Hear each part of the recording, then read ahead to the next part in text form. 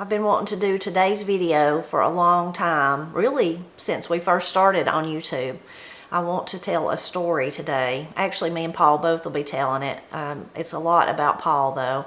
And if you don't know, if you've not seen all of our videos enough to know, Paul is my brother. So this is my brother Paul. He is a wonderful musician, and we'll tell you some ways you can hear him if you've never heard him before in a little bit. But what we want to talk about today is the day is special to us because July 16th is the day our father, who we often call Pap on all of our social media sites, my website and on YouTube, this is the day that he was born. So he was born July 16th, 1937. If he was alive today, it's hard to believe he'd be 88 years old. 88 years old. He died back in 2016, April 19th. And he was 78, almost about to be 79.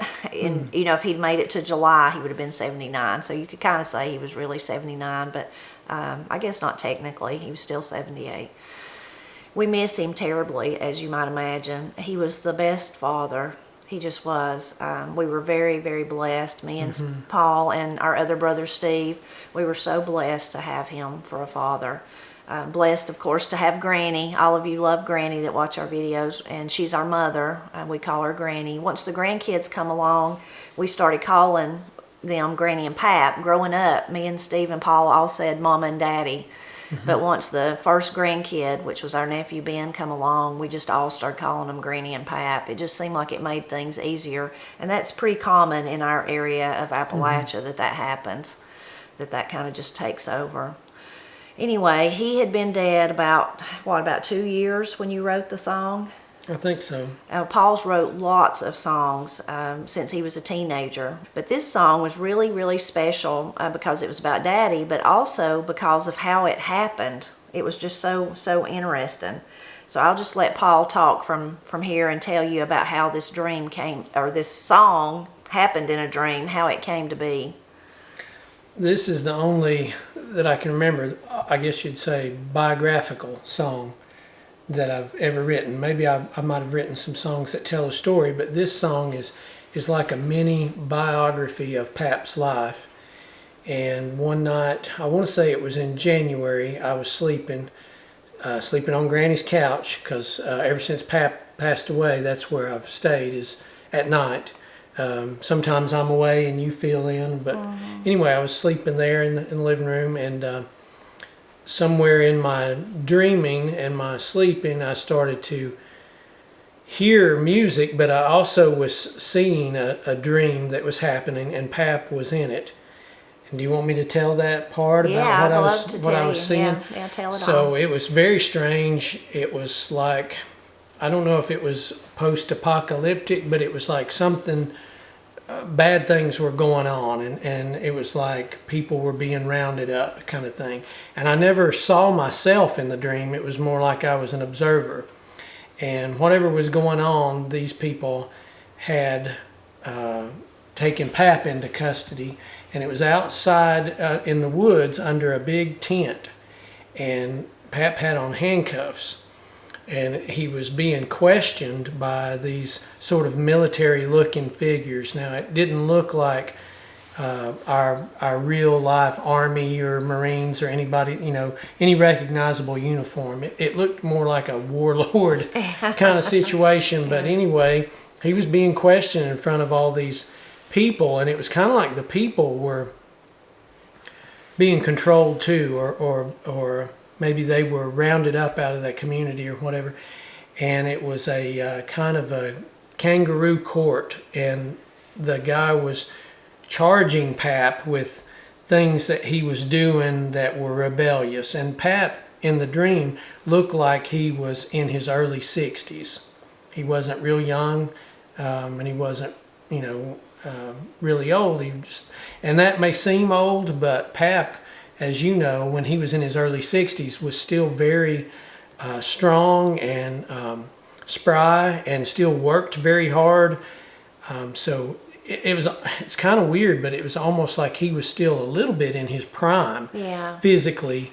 in his 60s. So Right, just to say, verify that, a lot of you have watched our videos in the past. You've heard Matt say when me and Pap worked together, he could work circles around me, and I was a young man, and he was in his 60s. So yeah. And that was despite having heart blockages and things that he had kind of his whole life, which is actually alluded to in the song. But anyway, I don't want to go into too much detail about the dream, but he was being sort of charged there in front of that group, and some of Pap's responses were kind of humorous, and the people sitting down would laugh, and that kind of enraged the military guy, the warlord or whatever he was. And about that time, something started happening. I don't know if planes were coming over, but it was like sirens were going off, and it was kind of like almost everybody was trying to scatter. And Pap and the guard guy, they got in kind of a physical scuffle. And he had Pap sort of pinned down against the bottom part of a bank, and almost maybe like in a ditch. And he had a big old utility belt on, this guy, with flashlights and clips and, maybe a nightstick and all that. And Pap was handcuffed, and as he was pinned down, it's kind of like the fella's head was about here. And Pap reached over him and grabbed a hold of that belt and pulled himself up on top of the man, sort of like this, on his back. And as soon as he did that, he spun on his stomach like that, pushed off of him, hit his feet, and for whatever reason in the dream, he was barefoot. I guess they had taken his boots. And he went running out through the woods away. And as he's running away, in my dream, I started to hear a clucking sound of a banjo, kind of in the rhythm of him running. And I'm not really awake at this point, but then I started to hear words about him, about different things that had happened in his life that were big challenges physically, but then also maybe emotionally and different things like that, and how he had overcome all those things. And I was very happy about the dream. When I did wake up, I woke up grinning from ear to ear, because it was almost like in the dream was telling me sorry. It was kind of like the dream was telling me that he was all right. That in a sense he got the last laugh because of his faith in Christ, his very strong faith in Christ, I should say, and the way he lived his life as a believer and tried to help spread the gospel. That was, as it is for us too, and anybody who puts their faith in Christ, he was saved. Wow. He was good. He was fine. No matter what come along, he was going to be fine. And because I had heard several of those verses or lyrics in my head, and I had come awake enough to realize that, I rolled out off of the couch, and I went over and sat down by the heater, and I got a little notebook, and I started writing some of those words down. Because I'd experienced it before, Pap had experienced it before, and even Corey, one of the Presley girls, had experienced it before, where a song would come to you in your sleep or your dreaming state, and if you wait till morning, it's gone. It's disappeared, and you can never get it back. Yeah. So I sat down over there and just started writing those verses. And there's another video on the Blind Pig channel where I show some of the things that I wrote down, and I was very excited about it. And I remember I talked to Katie about it maybe about a week or two after that, and said, I had this dream and this song, and we talked about it a little bit. I was standing on the porch there at Granny's, and she was about to walk up to her house. She said, "Boy, I'm excited to hear that." And I kind of laughed, because I thought that may be 10 years from now, because to me it felt like it was going to be so cumbersome, because there were so many things to tell. Yeah. And so many words. I thought, how am I ever going to get that trimmed down? But it happened a lot sooner, thankfully. Maybe just, I don't know, a few months or so. I want to say actually maybe by the end of that February, so maybe just about a month, maybe a month and a half, I had kind of put it together where I could actually sing it. And I did have to trim some things out, but I got the majority. I got everything that I heard while I was dreaming into the song, and then some other things that just it flowed into while I was sitting there by Granny's stove. And ain't that amazing? Ain't that amazing? It's so amazing. It's a God thing, a God wink, some people call it, for that to happen like that, for Paul to dream. Some people might say, "Well, let me hear the song first, and then I'll tell you how amazing." We'll let you hear the song, and it's wonderful. You It's might not wonderful think if you it's didn't even know who Pap was. It's wonderful. I mean, if you just heard the song and you didn't even know me or Paul or have any connection to Pap, it's a wonderful song. It's real catchy, and it's a story. Tells a wonderful story of a man's life. So it's a wonderful song. The last thing about the dream, that one of the things that tickled me so much was that grabbing of that belt and all that pivot stuff that he did. And the guy was much bigger than Pap in the dream. And Pap wasn't any kind of wrestler. He was a Marine. But the reason that it tickled me is all through my life, it didn't matter what the situation was, Pap always knew the leverage points. He was strong, but he had that understanding, and I'm sure it just came from lots of experience and lots of situations. But right out here in my garage one day, I had taken the steering wheel off of my Camaro. I have a 69 Camaro, and there's a locking ring in there, but there's a tremendous amount of pressure, upward pressure, and you can't, there's a spring you got to push down before you can pull that. And I had fought with that thing for hours, just sweating, just about ready to cry, trying with every ounce of energy and strength that I had. They make a special tool to push it down and pull it out, and of course I didn't have that. And Pap just wandered down and wandered in the door. "What you doing?" And I told him in 30 seconds he had it off, and he looked around, and he found a little block of wood, and he put that little block of wood kind of inside the top part of the steering column, and then he used the wrench or whatever it was that I was using to try to get it off, and he just took it right off, and so that was so realistic to me, that part of the dream, that he would know to do that certain thing. And anyway, I just want to say that was partly why I woke up smiling. It's like, you son of a gun. Yeah, that's exactly like you. And then running barefooted, that's no problem. Yeah, you beat him and got away. Yeah. Right. Paul says he wasn't a wrestler, but some of my favorite memories, just among all my many, many memories, but when Paul was little, I'm 4 years older than Paul. Steve is 5 years older than me, so we're kind of spread out. But lots of times in the evenings, Daddy would ask Paul, "You want to wrestle?" And they'd wrestle in the floor, usually in front of the heater or something, all in good fun. I had just forgotten laughing. that, but we sure would. And wrestle is how Daddy said it's. This is so funny, and I want to tell it because I don't know if I've ever told it to you, and it goes right along with what we're saying. But I can remember one night when I was little, for some reason I got kind of scared.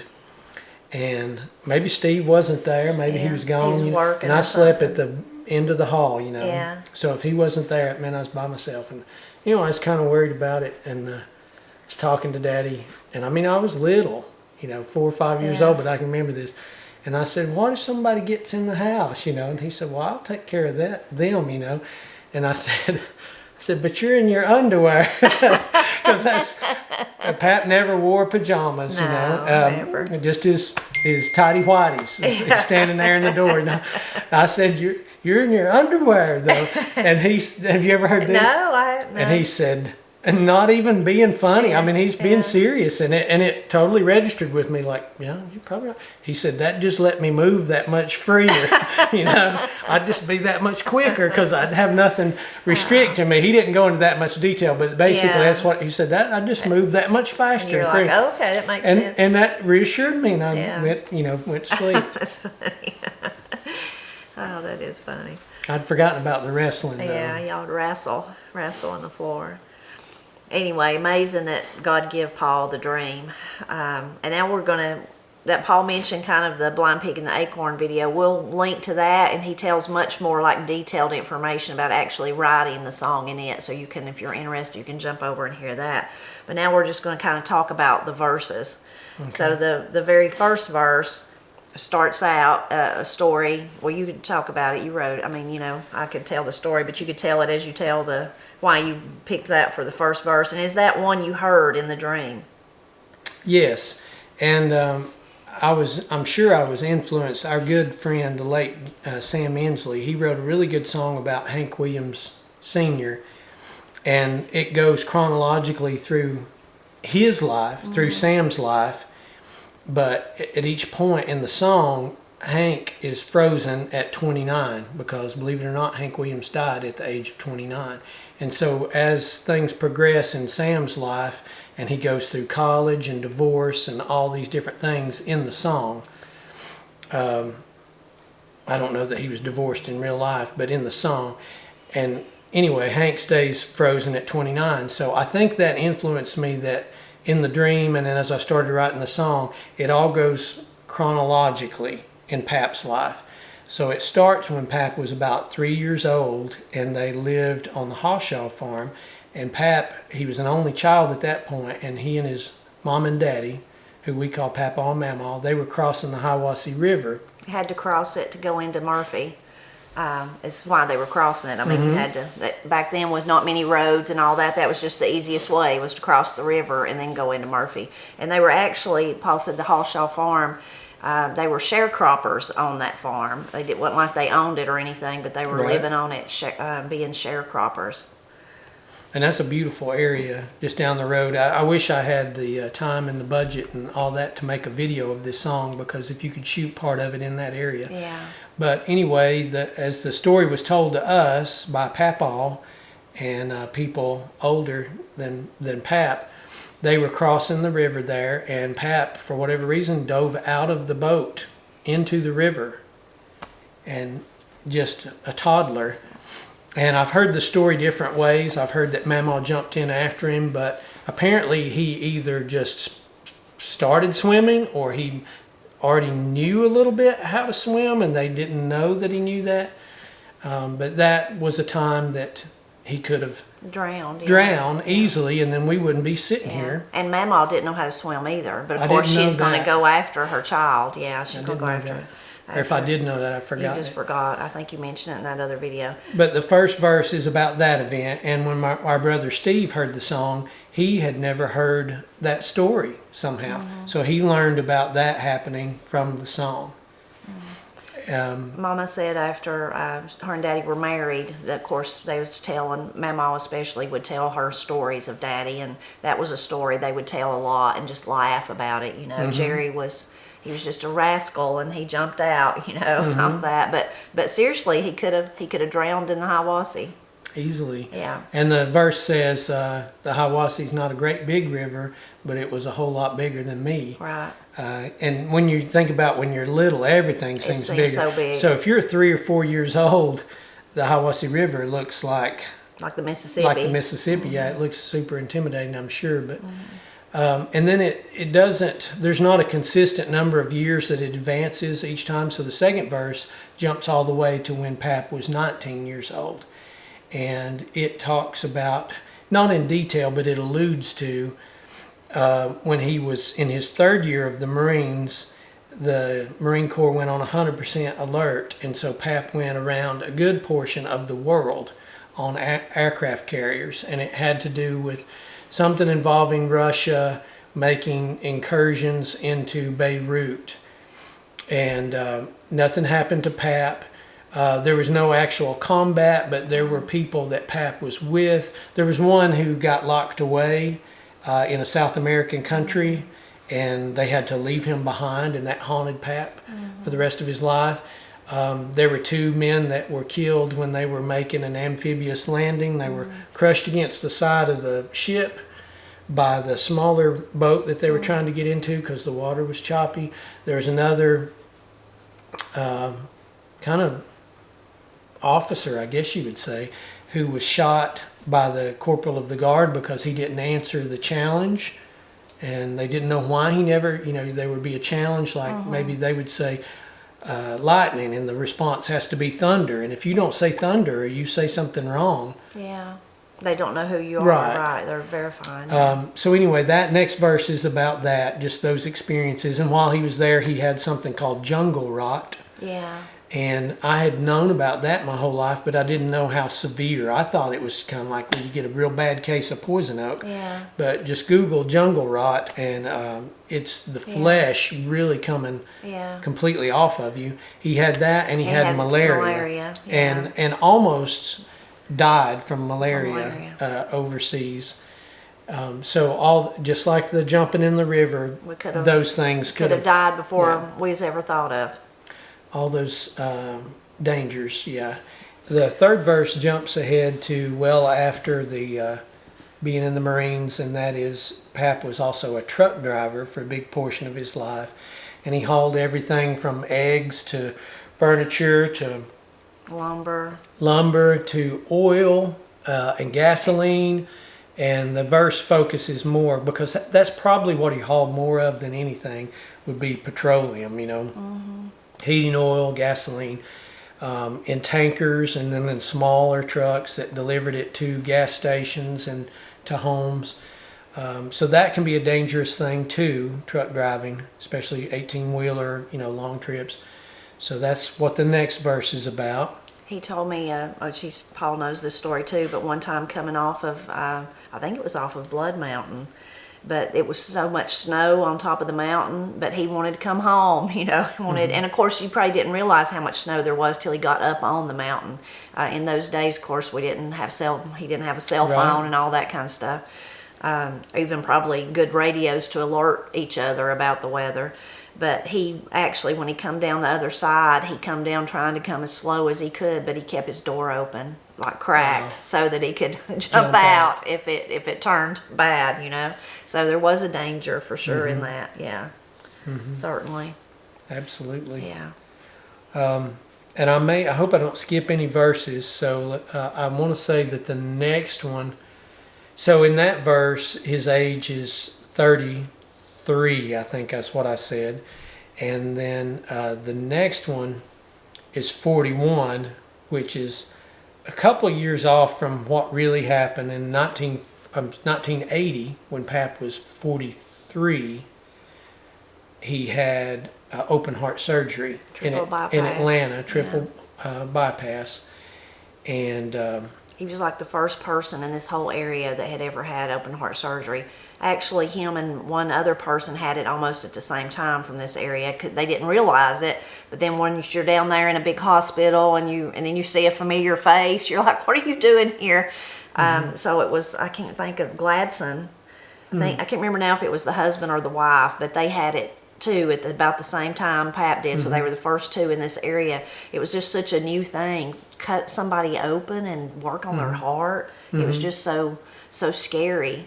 But Pap he was such a hard worker, like Paul's told about all the way up to this, and just got to where he couldn't go without the angina and the pain. And even in the beginning, they thought it was because he was so healthy and so strong that it was probably ulcers. So they treated him for ulcers in the beginning, like it was something he was eating.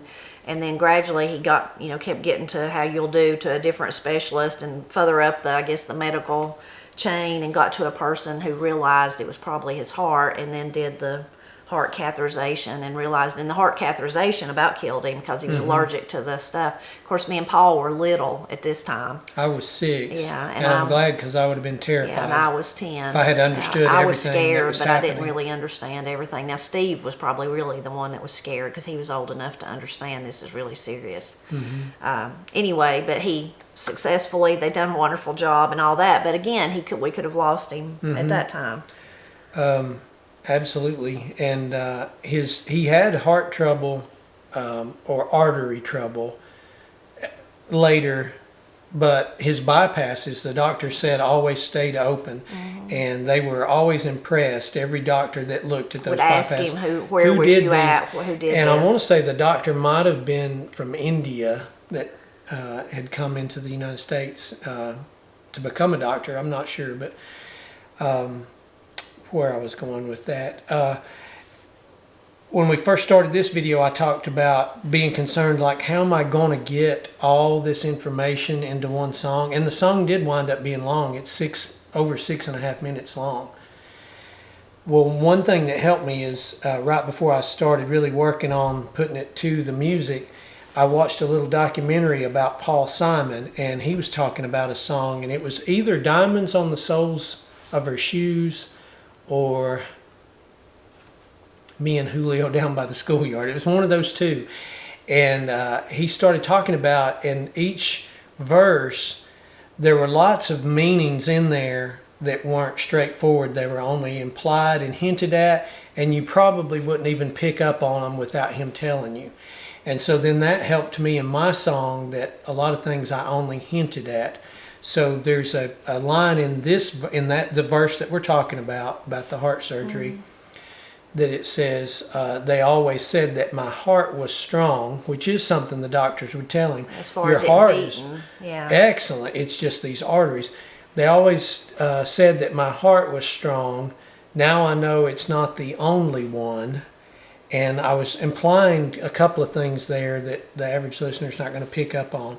But you were talking about it being experimental. Well, right about that same time, Arthur Ashe, who was a famous tennis player, and he was still top 5 tennis player in the world. He had the same surgery. He had his in Texas, I want to say Houston. And of course, when you have a major surgery like that, there's going to be a lot of blood transfusions.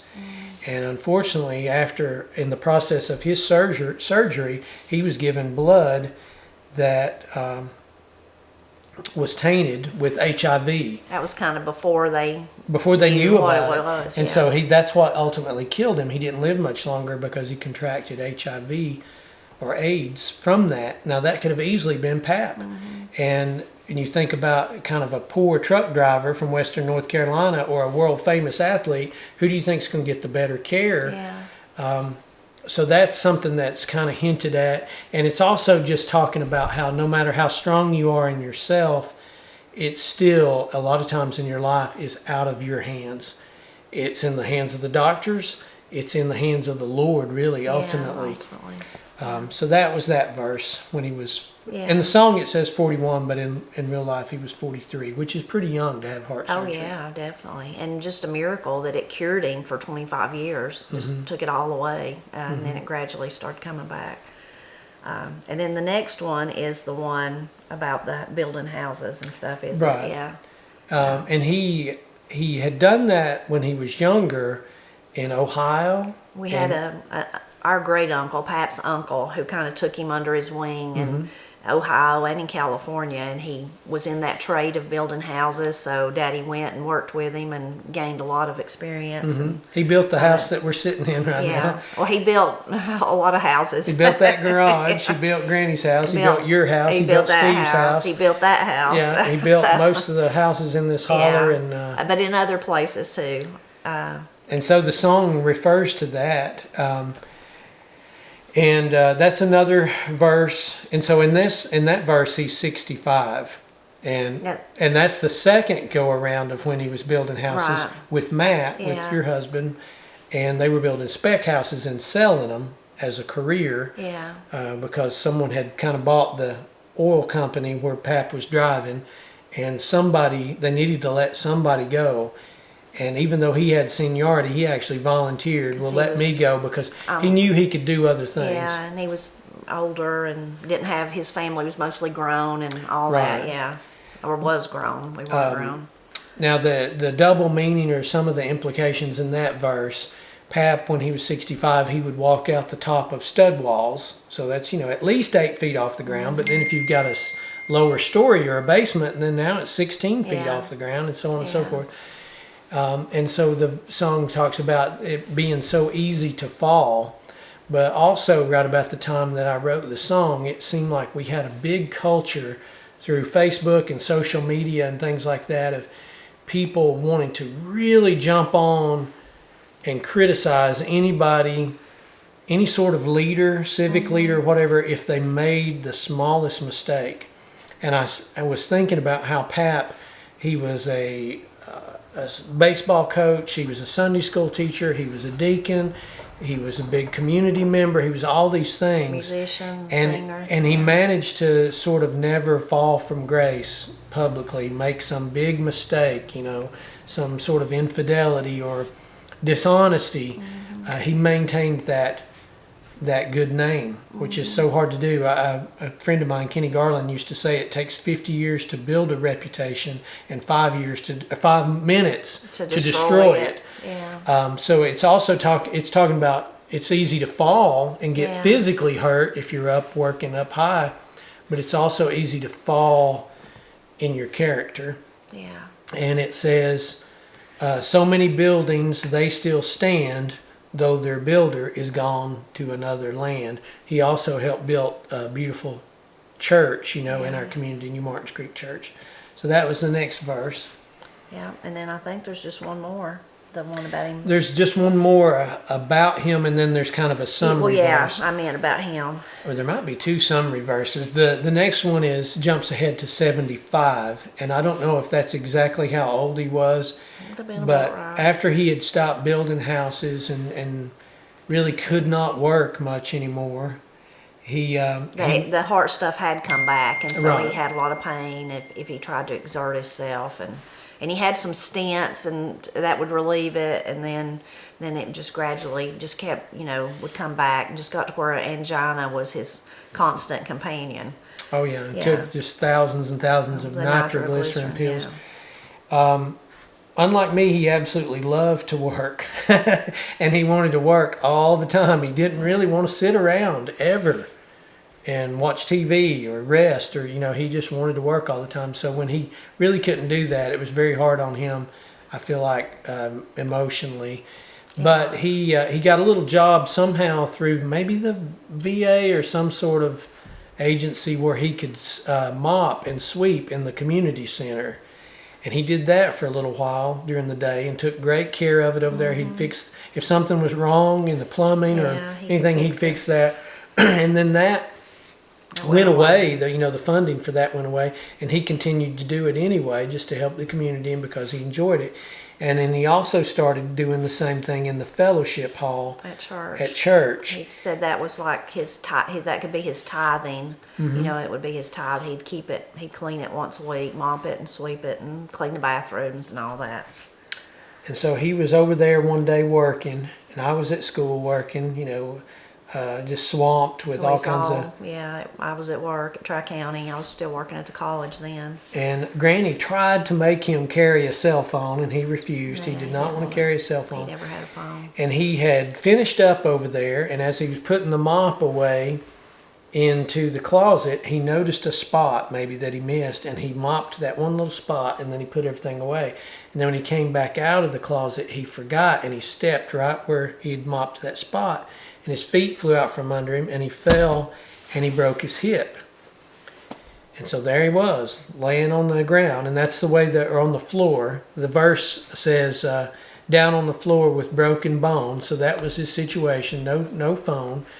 And I want to say, which of course makes me feel bad, I want to say Granny maybe even called me at school and said, I can't get a hold of your daddy's not back. And of course, I said, well, he's fine, which... Because he always was before, yeah. And coming back to that idea of knowing the leverage points, so he figured out somehow how to get up off of the floor, and he said always he parked his car right there by the fellowship hall. Well, wouldn't you know it, that particular time he parked it about 200 yards away. And he told me he figured out how you can walk with a broken hip. And I said, well, how do you do that?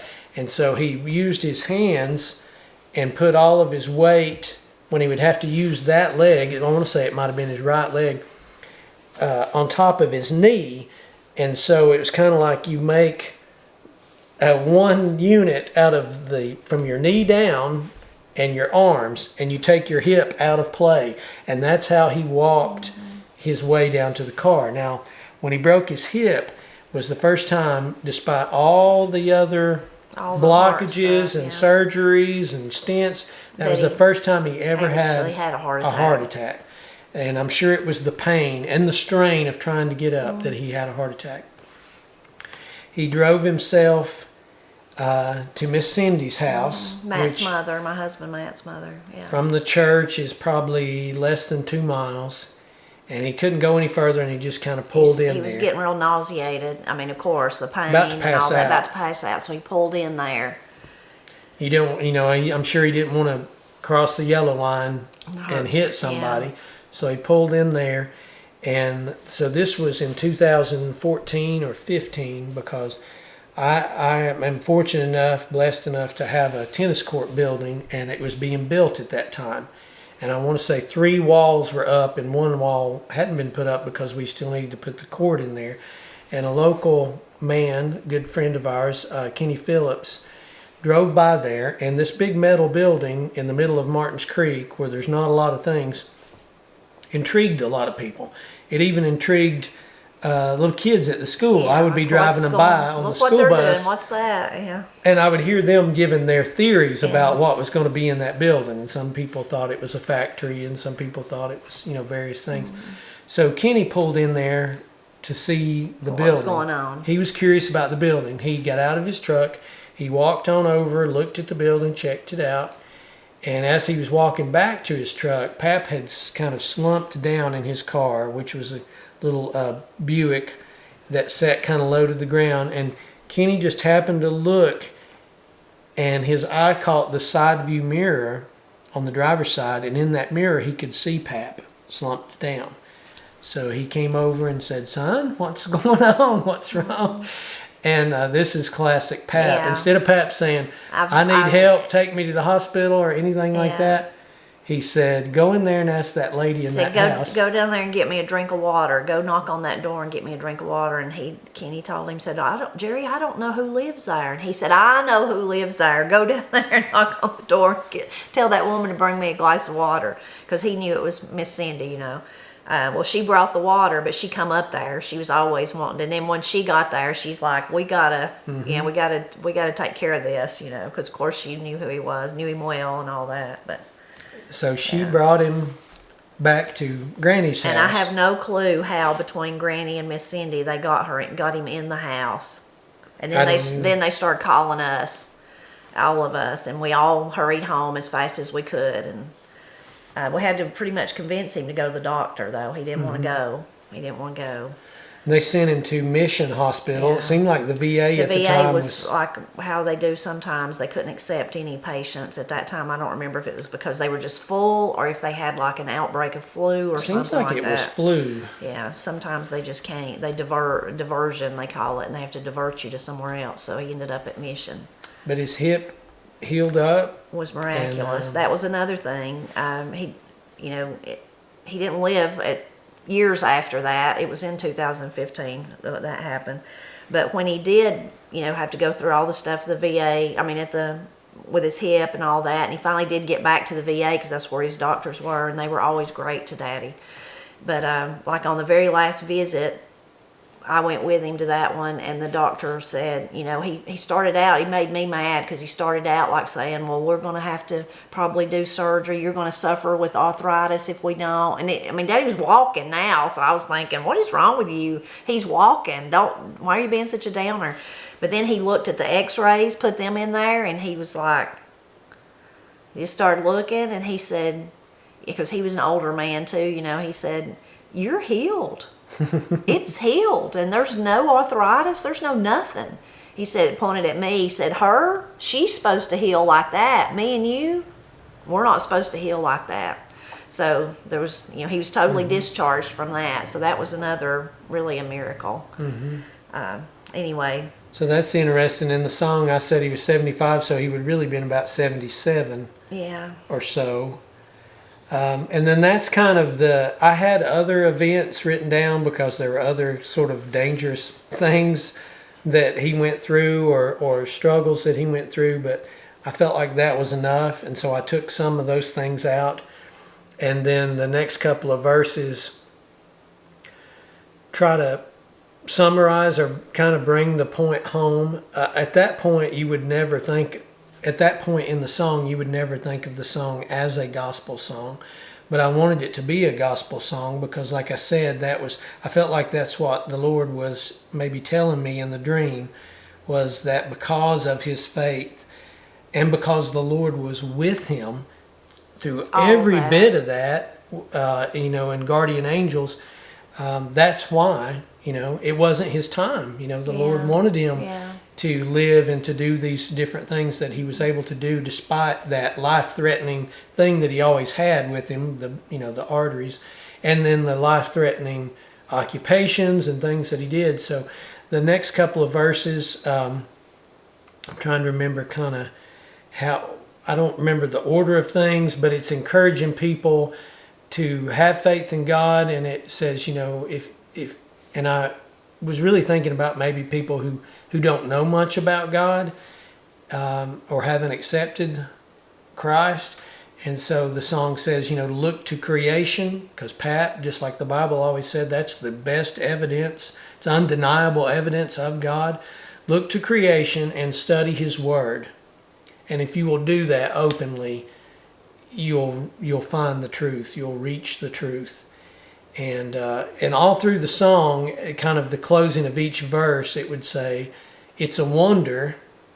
The first time, it's a wonder I live past the age of 3. Then it's a wonder I live past 19. Then it's a wonder I live past 33. Then it's a wonder I live past 41, 65, 75. And so then the end of the song is, the greatest wonder of all is, I'll live eternally. Yeah, salvation. Yeah. And I don't know if it's probably not, or I don't know, it may not be the best song that I ever wrote, but it's probably my favorite song that I ever wrote, just because it's about him and it's biographical, and the different people that heard it, that knew him, received it real well. I remember my cousin Maria said, it's just like I'm hearing Jerry tell about his life, And I like that. He would not tell those things about himself. No. He would not say, hey, this one time I almost got killed, or boy, that was dangerous and I could have got killed. That wasn't him. Like the story about jumping in the river, we didn't even hear that from him. No. But anyway, that's kind of the song and how it came to be and what it means. Like you said, that other video might go into a little bit more detail, but that's kind of the main thing. Points. It's the main points, definitely.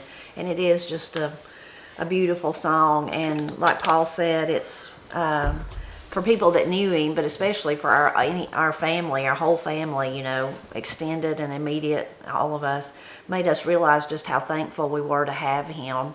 And even though we were sad that he died, just to concentrate on how long we had him. So many people don't have that. I know a lot of you have shared with me, your mother, your father, they died when they were very young.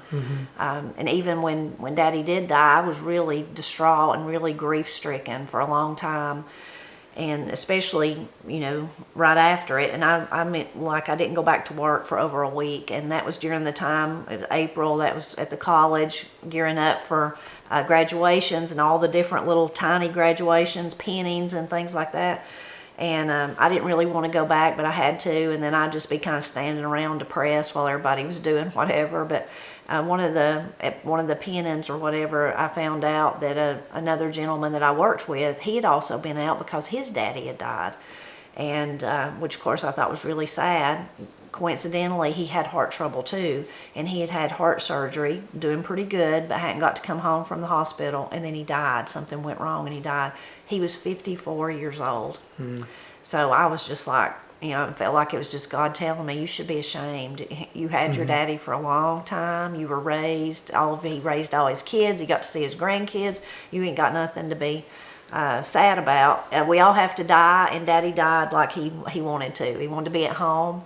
I mean, he if you had to die, he did it the right way. I mean, we all have to. But he wasn't sick in a hospital. He was having the angina and all that, but he didn't want to be like in a nursing home or in a hospital. And so he got to go out the way he wanted to. I teasingly said God even let him put his clothes on because he was feeling bad during the night. And like Paul said, he's already told what he slept in, but then once he started feeling better that morning, he said he felt like he could put his clothes on, and he did. Got fully dressed before he died on his own accord, on his own terms. So anyway, I'm so thankful that Paul wrote the song, and so thankful that God gave it to him. And for all of us, it did just make us focus on how wonderful it was that we had him, how blessed we were, and that we had him for so long. You know, despite all those times that we could have lost him, despite all those, and how as a believer, really how, because God did use Daddy through his music, through his Sunday school, you know, his deacon work, being just a good member of the community. The baseball Paul was talking about, you may think, well, how did he do that? You wouldn't believe how many grown men come to his funeral and talked about him being a coach, you know, when they were little boys, the impression that he had made on them, and they still remembered it. So he used him all through that. Anyway, it's really an amazing song, and I'm so thankful Paul wrote it. I've said too many things already, but just to echo what you said, I had those same feelings after he passed, and it had been the greatest dread of my entire life from the time I was little, was losing Daddy, my mama or my daddy, and maybe even particularly Daddy. I just maybe because of his situation, that was just, and I just thought I could not bear that. That would just absolutely destroy me. But it didn't, and I have wondered if that's because he knew the end was approaching for so long, and I wonder if that's because of the way he prayed that things would go. We also wondered about Granny and how would she function and how she would handle. Terrible. We thought that would just be the end of her ability to function, and it wasn't at all. So she's such a trooper, and so I really do wonder if those were answered prayers that he had prayed for us. And working in education, just like you, I thought of all the different kids that I had worked with in school who lost one of their parents very early, and maybe even those who never really had a parent or never had a loving parent. And then like you, I thought, I cannot feel sorry for myself because look what I was given. And at the time I was 40 years old, so I thought, I'm not going to live to be 150. So I've had my father, I had a great father, more than half, most likely, more than half of my lifetime. So I have no cause to complain. Nothing I can say but thank you, Lord, for that wonderful blessing. And it's so funny because I thought it was just going to be so bad, and instead I felt like Pap had just won a race and finished a race. And I'd talked to other people, older people who'd lost their parents, and I remember somebody said, well, that's just a stage that you're going through, and it's going to hit you, and I was like, well, you may be right.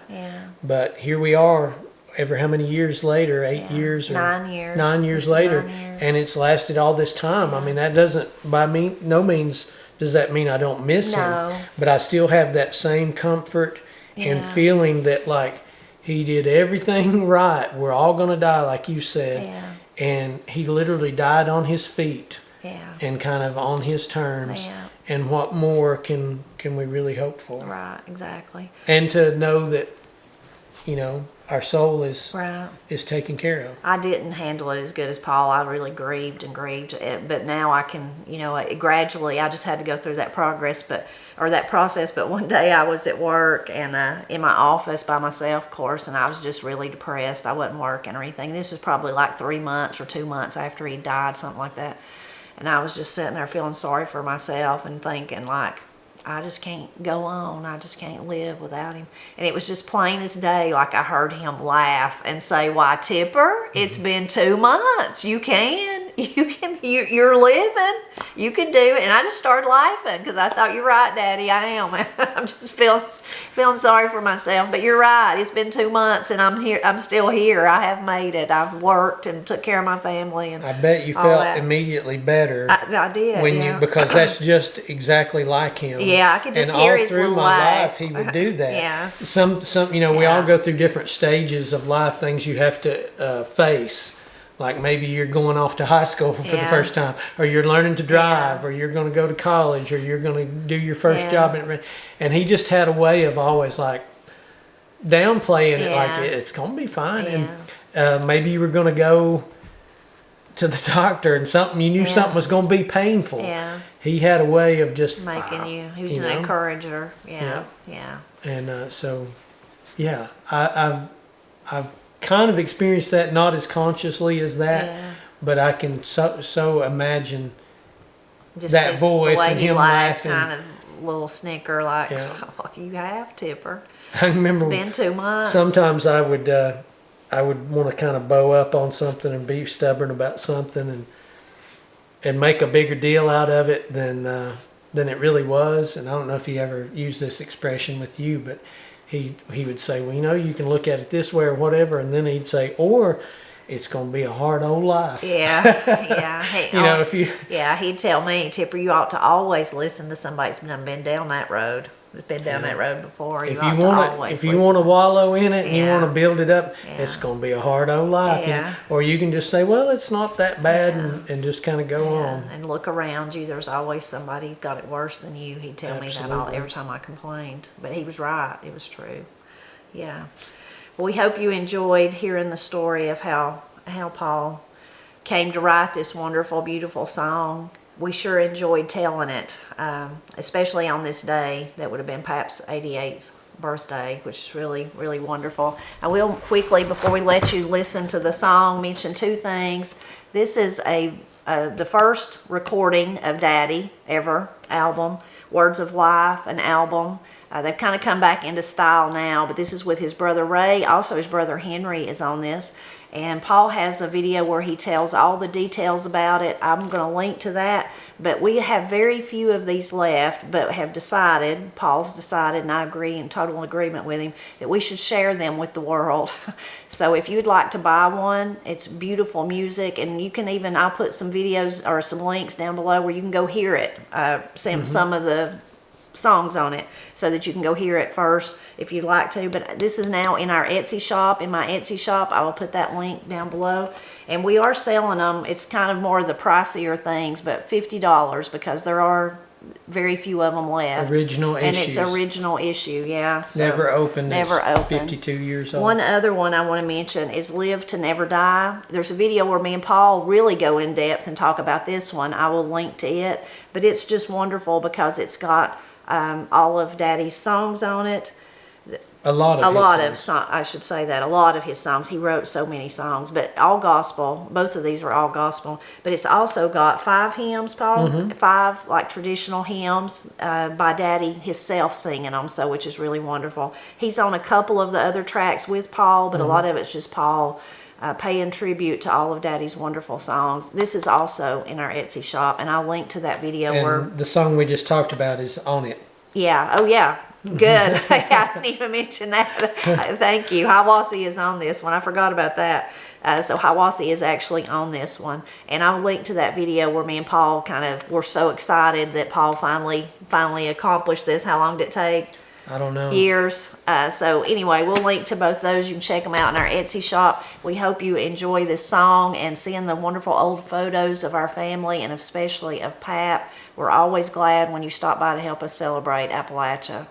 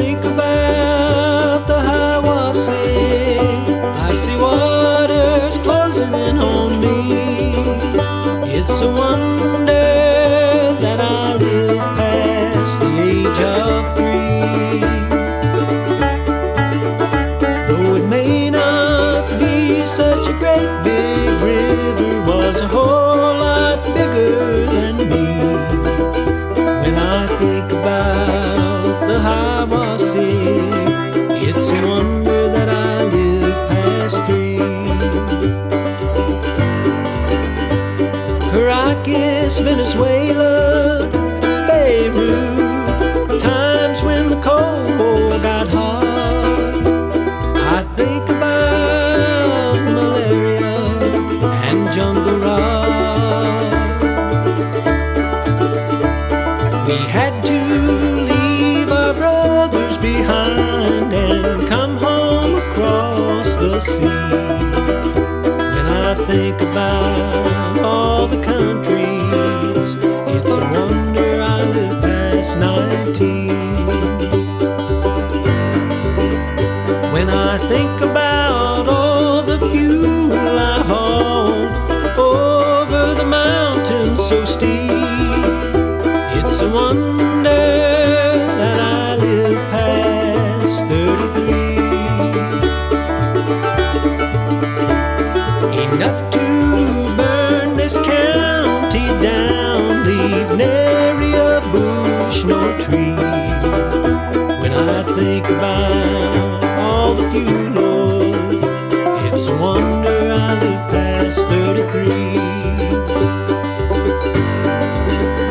When I think about the time they split me apart, reached inside, working round my heart, it's a wonder that I live past 41.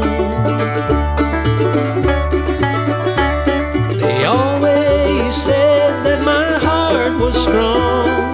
Now I know it's not the only one. It's a wonder that I live past 41. When I think of how hard I push my heart, work from heights so easy to fall, it's a wonder that I live past 65. So many buildings, they still stand, though their builder is gone to another land. It's a wonder that I live past 65.